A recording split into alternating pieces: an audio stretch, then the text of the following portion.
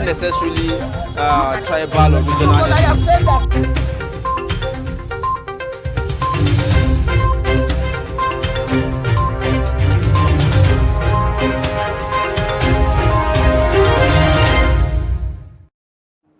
All right, thank you for staying. This is Daybreak on Trust Television. It's time for us to take a look at the dailies on Daybreak.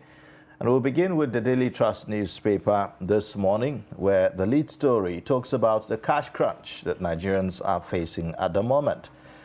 It says POS operators hike charges amid Naira notes scarcity. The rider says agents charge 1,000 Naira for 10,000 Naira transaction. DSS intercepts currency racketeers. Gunmen attack POS operators, injure 3 in Bauchi.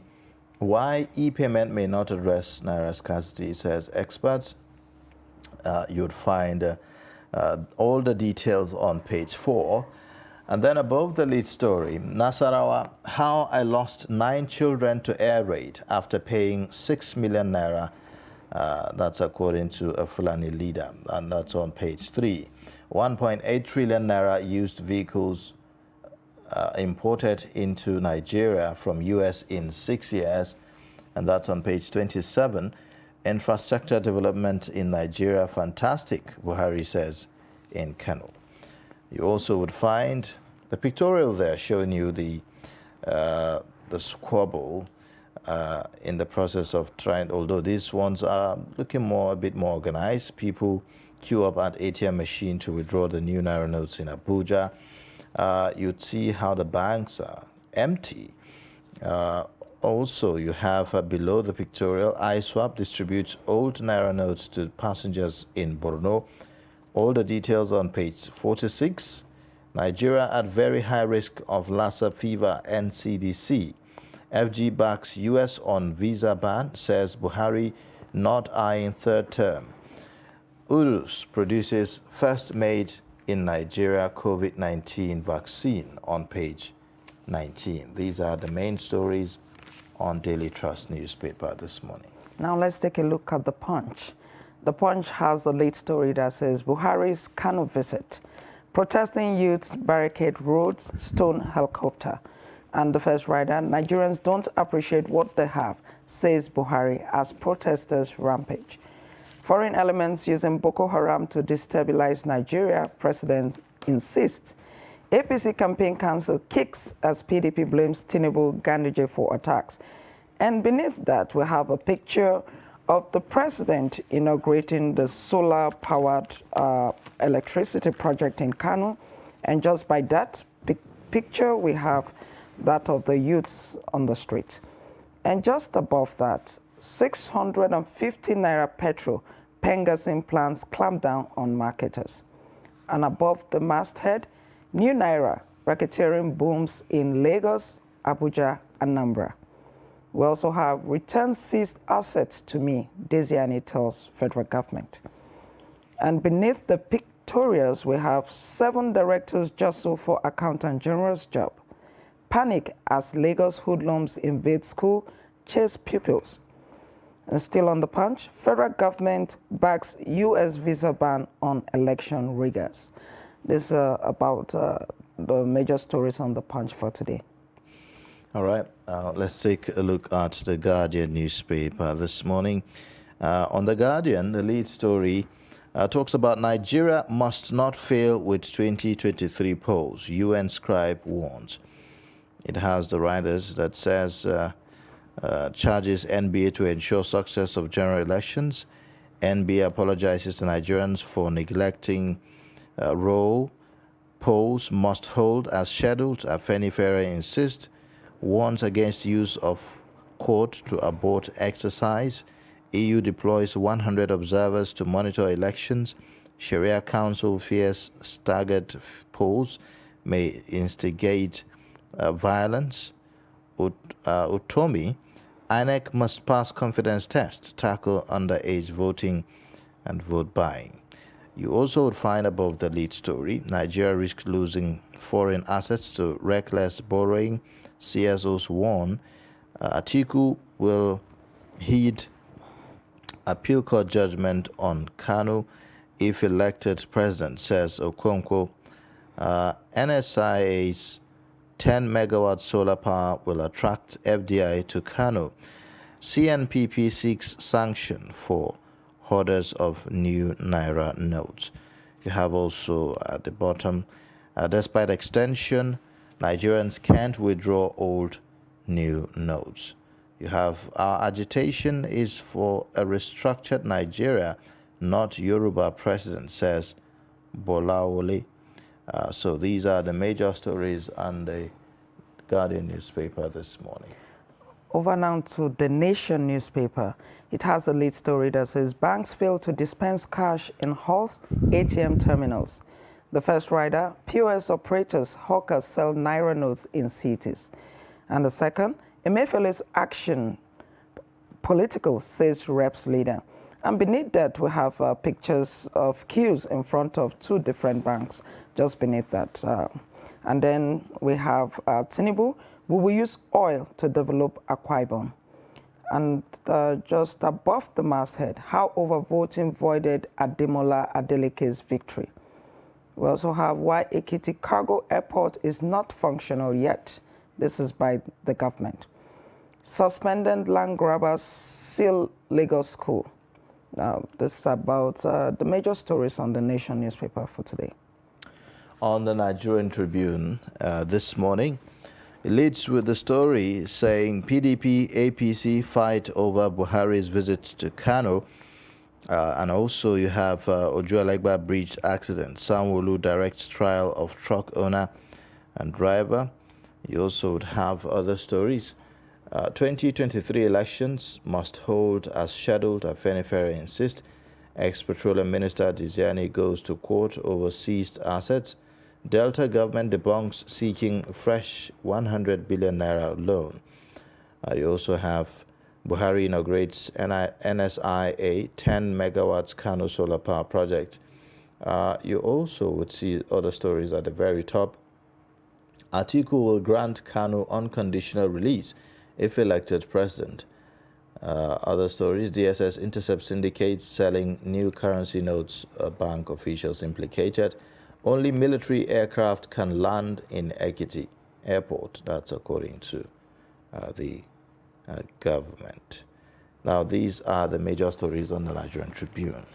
Now, let's take a look at the Daily Sun. The Daily Sun leads with NLC mass protest loom over fuel, Naira scarcity. And it has a rider that says, Labour mobilizes, schools shut as groups express anger.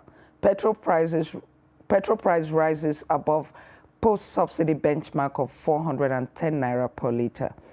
And below that, we have new Naira notes. Amid CBN 11 days grace, cash shortage worsens. We also have Buhari Commission's NSIA 10 megawatts Kano solar power project.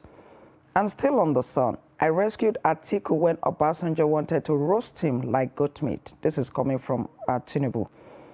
Wike accuses PDP NWC of anti-party activities. And just by the masthead of the Sun, Atiku will grant Nnamdi Kanu unconditional release if elected president. This is coming from his campaign council. These are the major stories on the Daily Sun for today. All right, now let's get perspectives on some of these stories. We have in the studio a public affairs commentator, Dr. Larry Oluwani. He is going to be giving us perspectives on these stories. Thank you so much for joining us, Dr. Larry. Thank you very much. Thank you for having me. All right, now let's go straight to the main, I would say the major story dominant on virtually all the papers. The Daily Trust leads with that story about the new Naira notes saga, and we've seen how it has been going on. In fact, we've seen in some quarters squabbles, a real fight, among people in the process of trying to withdraw the money from the ATMs. The ATMs are overcrowded. It's just crazy what's going on, and I hope that we wouldn't hear stories of people being killed in the process of all this. Thank you very much. What really happened is that we find ourselves in a situation whereby some few individuals in the government they believe that they can impose something on the majority of Nigerian populace without consulting them, without care about what would be the aftermath of this situation. Don't forget, the National Assembly, led by Senator Ahmed Lawan, they made a resolution that these things should be shifted to the end of June. But yet, the executive, the CBN governor, they were still adamant. So, I've said it before, more of these things are still coming. Mr. Luwani, is the problem the fact that the CBN did not shift it, agree to shift it to June, or the fact that the new currency is unavailable? It's not like it's unavailable. They printed as much as possible, but they were hijacked as usual. Some are sold out to some big men, some are hijacked somewhere. We found it on social media where some people are still spreading it at the party. The new naira note that me and you are looking for. So that means something is wrong somewhere. So until they realize the society we find ourselves and make a U-turn. Someone was telling us that there is no going back. Tuesday is the deadline. I said you are deceiving yourself. So then the policy then the problem is not with the policy, but with the implementation. The implementation, the strategy. We don't have problem with the cashless economy, but the timing is also suspicious. It's either you are doing political wish shot, or you are trying to have, or you have an undertone, which Nigeria will resist. But and that's what you see that happen in Kano. But isn't it in the interest of Nigeria as a whole? Because, I mean, from some of the stories we're seeing here, there's a story here that says ISWAP distributes old naira notes to passengers in Borno. Because they know that they can be useless for them. They are discarding the old notes. So and that's a good thing, isn't it? Which further gives credence to the... No, policy? there is no any credence. They also collect new note from the victim. Yes. No, but it's not going to be that easy anymore. You think so? With the new they already collected dollars. So the majority of the money they say they are looking for is in the hand of bandits and some few individuals. So they felt that maybe, okay, this one, we will not be able to carry it to bank. Let's give it out to the public. But when everything is settled, all the doors come down. When they charge you again, they charge you with new naira notes. So in your view, what do you think is going to should happen now? Because it doesn't appear as if Nigerians are not against this policy. It appears like Nigerians are ready to do what CBN wants. But the problem is the unavailability. Exactly. Of the so what do you think should happen now? Exactly. What I've said it out with that number, they should shift the deadline. Will the shifting change anything? Yes. Yeah, absolutely yes. How is that going? Thank you very much. When you have enough time, 4 months, 5 months, it will allow you to plan more. It will allow you to deploy more strategy. How long does it take to actually change naira notes? Actually, if you want to pass through due process, this 3-month emergency is not even enough. This is something that's supposed to pass through National Assembly, deliberated on for nothing less than pass through first reading, second reading. The Central Bank of Nigeria, I mean, you are not going to invent the wheel over the changing or redesigning of a naira note. The Central Bank has a constitutional role in this regard, don't you think so? They have constitutional role, but it's just only that the Senate are not performing their oversight function. They are not checkmating the executive. So you mean you have a constitutional role, so you can just wake up in your own dream and wake up tomorrow, but tomorrow I'm creating another new naira note called 2,000 naira. Okay, but without looking at how it's going to affect the citizen of your country. Okay, but the thing right now is that the CBN keeps insisting that the money is available. The commercial bank says they do not have, or at least even when they don't say it, they don't give it to you when you go to them. You saw pictures of empty bank halls and then people in front of ATMs unable to get the money. So what exactly, who is telling the truth here? Nobody is telling the truth. Both the bank operators, both the CBNs, they all put Nigerian citizens in the dark. Yes, they are playing game here as far as I'm concerned. Because the reason, everybody have seen it. Do you have the new naira note? Can you just go on the street and ask thousands of people, did they have the new naira Yes, note? but you know, this is a process that, you know, will normally take time for the new currency to, you know, permeate the system and everything because of, you know, the release and the channels of distribution and the rest of them. You know, there's a high demand for it. So what is happening, I mean, we could say is expected, you know, just that we could make it much more seamless by maybe providing more cash to the banks. This is the way it goes in a normal society. When you announce that there is a new naira note out there, it will give them nothing less than a year. Why? In a big society like ours, when you are taking the old naira to the bank, a CBN will be using wisdom to withdraw the old naira from the circulation. In the next 6 months, you just see that the new naira dominate the economy. It's not about, hey, bring your naira, we will not even swap, we will do this. No, all these things are just jamboree. You withdraw, technically, you withdraw old naira from the circulation. Because me and you go to bank every day, or 2 days, or 1 week, or 2 months. Immediately you are going to bank to deposit that, you cannot swap, but next time the person is getting money, is getting new naira. But now you go to bank with your old naira, you come back with your old naira. There's also this... No, but that has stopped, don't you think so? Stop where? Yeah, Can't you see that has stopped can't you because see the the queue? banks have been given instruction. As it is, I was in the bank yesterday, and you can't withdraw from the bank, whatever it is, whether new currency or old That's currency. over the counter, You right? can't withdraw over the counter, only in the ATMs. And Why? it's only the new currencies that you'd find in the ATM. So that's the new arrangement. Why? I used POS in Kaduna yesterday, I got old naira. I used POS in Abuja yesterday, and I still got old naira. That's But for the- US, but I'm talking about the commercial. Is it not money? Am I not looking for new naira note? But the CBN has said they'll penalize any commercial bank that still dispenses old If naira. they have new one in their custody, let them penalize. We want to see. But okay, there's this other angle. You know, the POS operators have hacked their charges. And some of them said the reason they did that is because they had to buy this money from somewhere. Isn't that a problem for the economy if some people are now selling? They are currency? already calling for problem. That's the truth. The only solution to this, just extend the deadline and continue doing your strategy. Well, you know, there are some people in Nigeria that will say no matter the deadline you give to Nigerians, it will never by be enough. then we just have minority. Yes, we have minority. It's at your own detriment, not at anybody's detriment any longer, because it will not be a balanced concept. Everybody will say, they gave us extra 4 months. So what are you doing since? All right, let's move away from this. There's a story here about the North airstrike in Nasarawa State, where some pastoralists were killed in the process.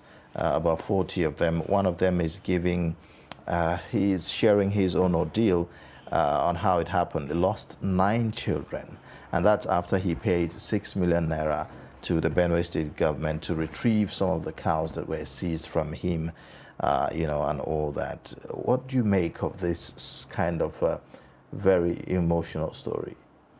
It's a bad story. It's a sad story to hear. But kudos to our Nigerian army. They are still trying their best. And like I said, we don't have this issue of insecurity, bandit kill these, like what we used to have in like 3-4 months ago.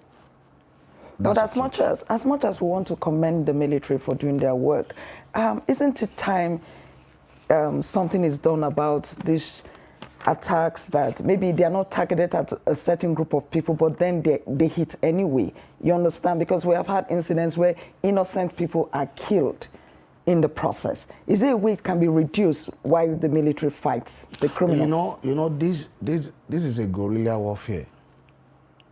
You don't have, though they will have information, they will have intelligent reports, but they cannot defend as much as we expect. Because the truth to be told, we don't really have enough manpower, both in the police. Well, you see, and in this the army. particular incident is a bit different. These people, their cattle were taken from them. They had just retrieved it, and they had just arrived their homes. They were taking out this cattle from the truck when the airstrike went off. I mean, Isn't there a way this could have been avoided, though? The only thing there is that we find ourselves in a country whereby we don't proact. We only talk after the incident occurs. And these people, I don't know where they're living, whether they're living within the city. No, Definitely they cannot live in the the city. cities. That's sure. They cannot live in the city. So they are living in ungoverned areas. There are ungoverned areas in this country. So they are living in ungoverned area. And I learned that they have collected some amount of money from them before. They had to pay for them to retrieve their cattle. Yeah. So it's a sad story, like I said. It's something that there is nothing we can justify the death of another citizen.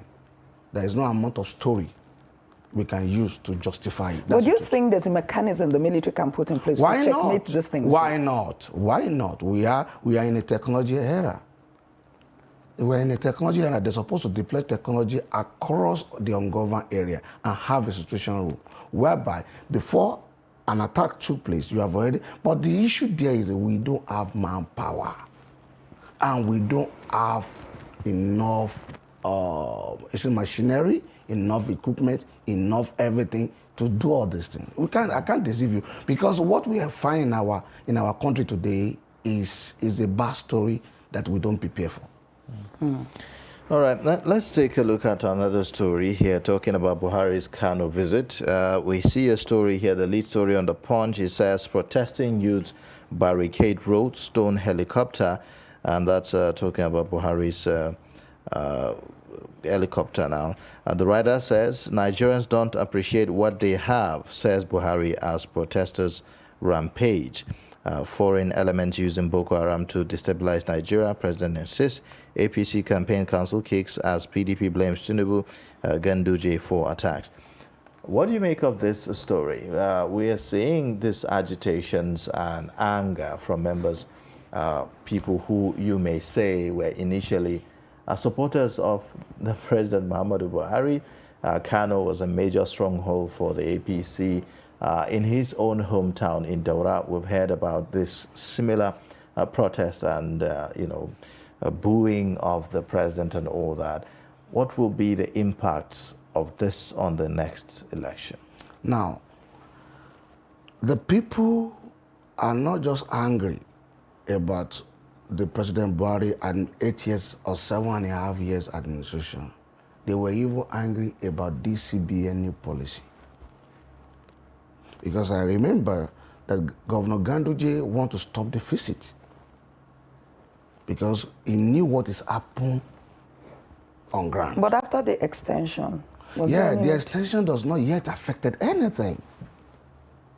Do you know that people have stopped collecting old naira now as far as last week? But that's even before, are you getting me? Before the deadline. That is why we say Nigerians are also our problems, exactly. right? So because you know why? Because with old naira, take it to bank, they are not getting new naira. So their business is stuck. Kano is majorly known as a business hub. And a lot of people in Kano deal with cash. They may have bank account, but majorly they always stock their cash because they do see and buy business. What's that? See and buy business. See and buy simply means you bring a product to me now, I can see it, it's genuine, it's okay, I like it. They carry your money out and give it to you immediately. Nothing like bank process or anything. That's what they're doing in Kano. So they have enough money stock. So they are majorly affected. So Ganduje was a little bit trying to tell Mr. President, but he made a U-turn yesterday when the deadline was announced. That is why he went to face Mr. President again in Castina, say you can come, because he have information on ground. People there are angry because how can you just put us into this mess all of a sudden? Isn't it? I mean, we've been talking about this cashless policy for as long as I can remember. Isn't it this a way for Nigerians to move away from this, use of cash and everything? It's costing the country quite a lot, isn't it? Yeah, no, there is nobody that is against the cashless economy as far as you can put the technology that involved that will drive the cashless economy intact. But we have keep saying cashless economy. We are still here. Many of us are doing transactions that are failed on a daily basis. Do you know how many people did transactions today? Either 5,000 naira or 10,000, and that is the last amount they have in their account, and they could not seal the FASA, and they will tell you it's after 24 hours. So are you saying we're not ready as a country? We are not ready. When are we going to be ready? Because until we are, you can't force something on us. We are not. That's the truth. Isn't it a gradual process? It's a gradual process. Maybe we're working towards fix our internet, fix our space, build more banks. The whole world are talking about 5G, we are still on 4G technology. But isn't it the more you have people in this system, isn't it what is going to drive the whole expansion in terms of infrastructure for this, internet banking? You can start it in the urban area. Lagos, Abuja, Port Harcourt, Kano City, and you test run it. So that's what I felt that it happened in Kano. It's not about anybody instigate anybody. People are naturally angry about it. Well, it also happens that the president also chairs the Fuel Scarcity Committee, just as a by the way now. But he's also part of the game. But again, after setting up this committee, it seemed as if the fuel scarcity became even worse. I don't know, from what I'm observing. What do you say to that? They let us realize that it's the oil marketer that are holding the fuels. But by and large, prices of fuel has increased overnight, unannounced. But also talking about the committee, a lot of people have said that the president himself is already the Minister of Petroleum. And there was absolutely no need for that committee. Some persons have said he's the Minister of Petroleum. They should tell us where our fuels are. Because is chairing the committee does not make any. He's already a president, he's a GCFR, and he's also a Minister of Petroleum. They should find a neutral body or a neutral person that will oversee this and let us check where the problem lies. Now, the Daily Sun, it's leading with a story that says NLC mass protest looms over fuel and naira scarcity. The writer says that Labour mobilizes schools shut. Schools shut as groups express anger. Petrol price rise above post-subsidy benchmark of 410 naira per litre. So we are likely to face a mass protest. Do you think that this is justifiable? Don't you think that we should just perhaps give government time to be able to implement some of these things? Like we always said, we don't need this now. We are heading towards a general election, and we are expecting strike. It's not going to be good for our democracy. So the only thing we can do is to appeal to the federal government.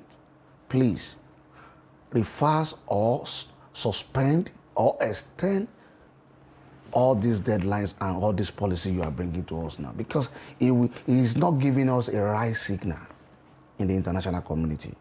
It's either they tell us that those countries, they don't even serious, they don't even know what they're doing. You know, there's a saying that says that there is no gain without pain. And I consistently see that for every policy that government introduces in Nigeria, I mean, most of the time, we have never had a time where government introduces a policy and Nigerians applaud and say, oh, it's a great one and all that. People always just don't want the pain that comes with whatever it is that is going to be a game changer. So Can I tell you the truth today? Nigerian citizens, they are the most lovely citizens I've ever seen in the world. Why do you say that? Nigerian citizens are the people that if there is any changes, they reason along with you. They give you time. they still give you opportunity. But it's always been hijacked, either by political interest. Let me finish my thought. Or whatever. Because I Go recall to other country. A typical example will be the fuel subsidy saga back then in 2014. During the Jonathan administration. Yes. It's 2012. 2012. Yeah. And a lot of people, we saw the massive protest that followed, after the government announced their intention to do this. Some of whom are and all now that. occupying And now we are still talking about fuel positions. subsidy. If we had done that earlier, perhaps we wouldn't be where we are You know why today. they resisted that policy at that time? Because the corruption in that government is too much. Is the corruption better yes, now? it's not better, but the corruption in that government is clearing. And people were like, if you can be buying this, doing this, taking this out of the economy, why do you now want to put But the question I ask is the corruption, are we doing any better in terms of corruption now? We are not, as far as are concerned, as far as international transparency, amnesty is concerned, we are not doing better. But I'm not against that. So what has changed? Yes, we are not doing better. But in your view, does it pay for Nigeria to continue with the subsidy policy? No, subsidy is going. Someone like Asiwaju, in fact, all the major candidates have queued behind that. Asiwaju Bola Ahmed said he's going to remove subsidy if he elected. The same thing, Atiku Abubakar. The same thing, Peter Obi. So everybody have now come to the realization that subsidy must be removed because it's already affected our budget. We are using 80%, 60% of our budget to finance subsidy. All right. Well, thank you so much, Dr. Lanre Oluwaniyi. Thank you for coming and joining us on Daybreak and for your perspectives. We'll look forward to having you again. Thank you for having me.